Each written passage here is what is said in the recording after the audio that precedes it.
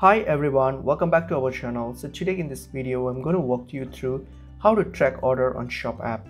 So let's get into the video. So open up the Shop app and then log into your account if you have an account. So once you've logged into your account, what you're going to do here is click on this account tab here underneath on your bottom right.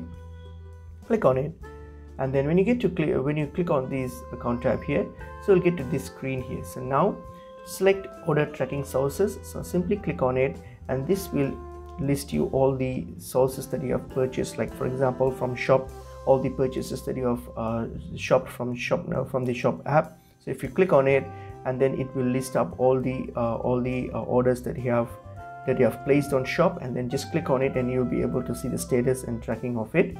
And also apart from the Shop app, you can also track orders from like Amazon, or from the orders you have made through any purchase you have made through your Gmail. If you connect these and sync it to your Shop app, then you can also track all these orders from these various platforms as well.